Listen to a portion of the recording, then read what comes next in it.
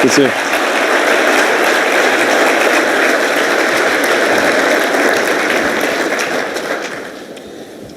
Well, good afternoon and welcome, Elon. Oh, I was going to take off my tie. Is that all right if I do that?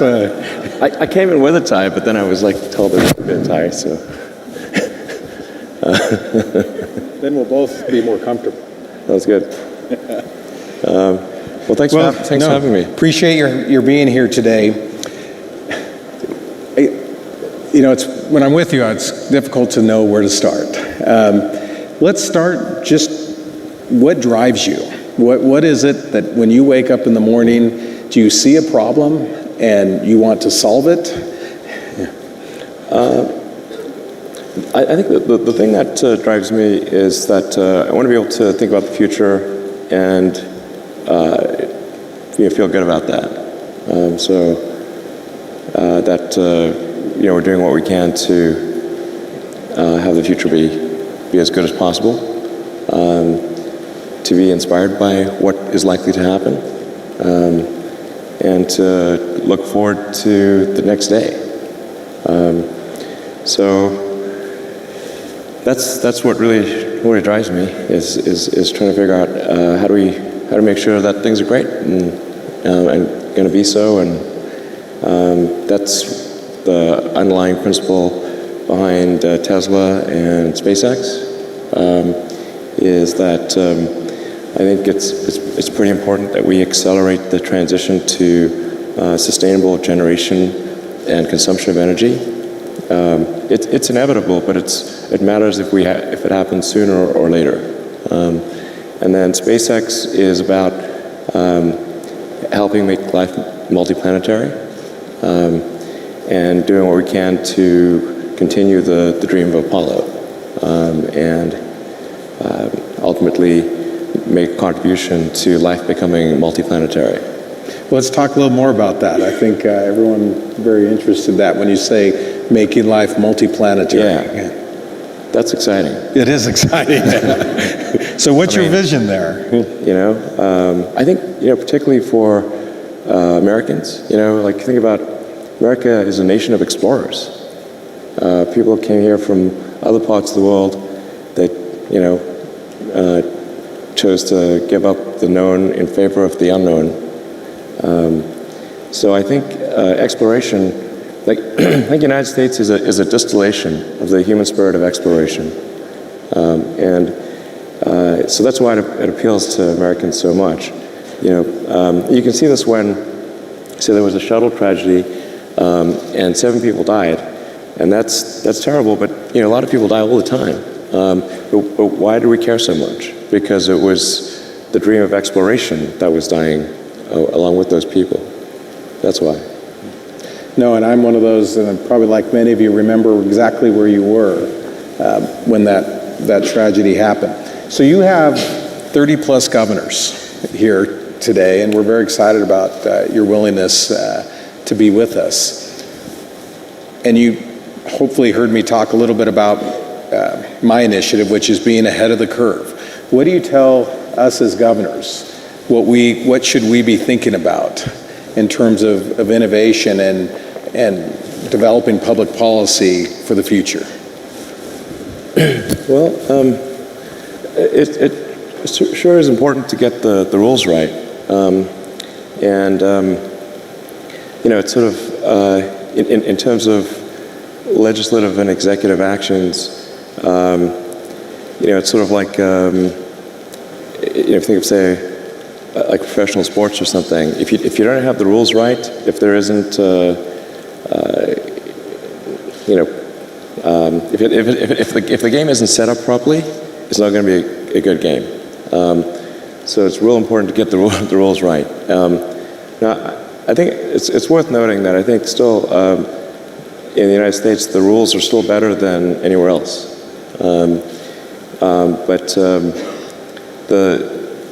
It's very easy to put something in place which is an inhibitor to innovation without realizing it. So in terms of the regulatory environment,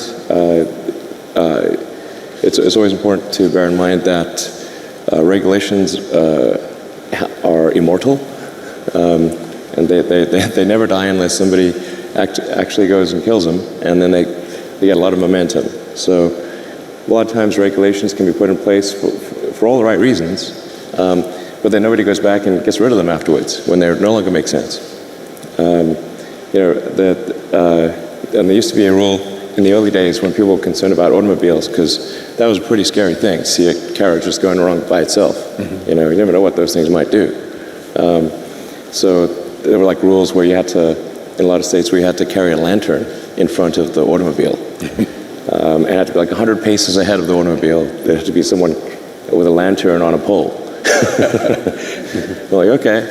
But you should really get rid of that regulation. And they did, because it would really be awkward. So just regulations, even if done correctly and being right at the time, it's always important to go back and scrub those, periodically to make sure they're still sensible, they're still serving the greater good. I think in terms of tax structure, what is economically incented and what is not economically incented, just make sure that the incentive structure is correct. I think I'm saying just totally common sense things here. But it's economics 101. Whatever you incent will happen. So if you incent one thing, that thing will tend to happen more than the other thing. If you incent another thing, that thing will happen. And so the economics should favor innovation. And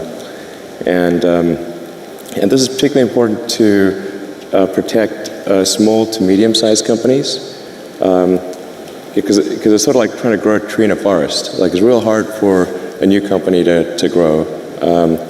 When it's just a seedling or a sapling, it needs a lot more protection than if it's a giant redwood or something like that. So very important to give support to small to medium-sized companies on the innovation front. They're the ones that need it more than the big companies. And I think at this point Tesla's almost a biggish company anyway. So I'd favor, supporting smaller companies than Tesla, relatively speaking. What would your response be? Because there are critics out there with regard to incentives, mm-hmm. and that, sure. And Tesla has been, and I can speak from experience, the beneficiary of incentives, economic mm-hmm. incentives with regard to the Gigafactory. Sure. What would you tell those people? Yeah, I think, well, first of all, as you know, those incentives were a little overstated. In the case of the Gigafactory, it's a $5 billion capital investment to get that factory going. And I didn't actually know this until, by the way, I didn't know this until we did the press conference. Actually, that over 20 years, the Nevada incentives added up to $1.3 billion. I actually didn't even know this. But it's, now he's telling me. Go ahead. Literally, I learned it at the press conference. I'm like, really? No, but I mean, the thing is that they took what added up over 20 years and made it sound like Nevada was writing us a $1.3 billion check. And I'm still waiting for that check. Did it get lost in the mail? I don't know. But this is the way the press works, of course. If you divide 1.3 billion by 20, okay, then it's like, okay, Tesla's on average receives sort of a tax. It's basically sales and use tax abatement is what it amounts to. So Tesla gets we get on the order of 50 to 60 million of sales and use tax abatement divided over 20 years. But this is for something which has a $5 billion capital cost just to get going, and then would have to generate about $100 billion over that period of time to achieve a $1.3 billion tax benefit. So essentially, it's a little over 1% over that period of time, and that's great, okay? But it's not, it's not like it's not the way it was characterized in the press. But because if it's put in the proper context, it sounds like, okay, well, that's neat, It's about 5% helpful on setting up the factory and about 1% helpful over the next 20 years. Cool. That actually sounds pretty reasonable. Yeah. So that was helpful, but there are a lot of other factors as well.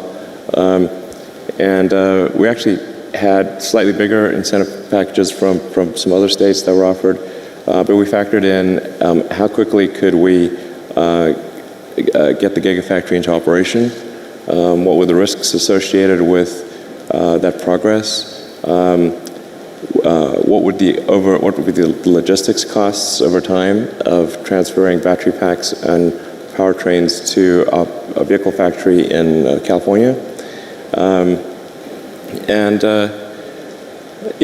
all of those factors weighed together is what led us to make the decision in favor of Nevada. And working with your team was great. It was very forward-leaning. A big part was also just like making sure you feel really welcome, within the state. That's sort of what led us to make the decision for the Gigafactory, and then we have another factory in New York doing solar panels. Will be the biggest solar panel producer in North America when it's done. And then we expect to establish probably at least 2 or 3 more gigafactories in the U.S. in the next several years, as well as a couple overseas. But the overall objective of Tesla is really what set of actions can we take to accelerate the advent of sustainable production and consumption of energy. I think the sort of the way I would assess the historic good of Tesla is in terms of how many years of acceleration was it, and if we can accelerate sustainable energy by 10 years, I would consider that to be a great success. Even if it was only 5 years, that would still be pretty good. That's the overarching optimization. So you've talked about interplanetary travel and sustainable energy and the vehicles a little bit. What would you want things to look like in 5 to 10 years associated with energy? Sure. And with autonomous vehicles, electric vehicles? Well, I think things are going to grow exponentially. So there's a big difference between 5 and 10 years.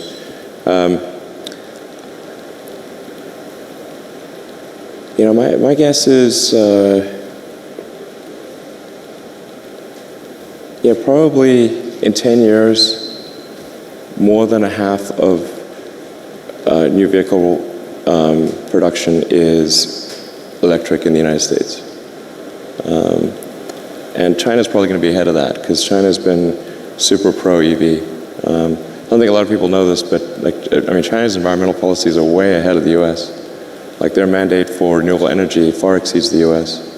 I think sometimes people are under the impression that China is either dragging their feet or somehow behind the U.S. in terms of sustainable energy promotion, but they're by far the most aggressive on Earth. It's crazy. In fact, the coalition of Chinese car manufacturers just wrote the Chinese government to beg for them to slow down the mandate because it's like too much. They need to make 8% electric vehicles, I think, like next year or in 2 years or something. They can't physically do it. So China's by far the most aggressive on electric vehicles and solar. But that's a common misperception that they're not. There's one Google search away to figure this out, by the way. It's really pretty easy. So, and then in 10 years, man, I think, so half of all production, I think, will be EV. I think almost all cars produced will be autonomous in 10 years.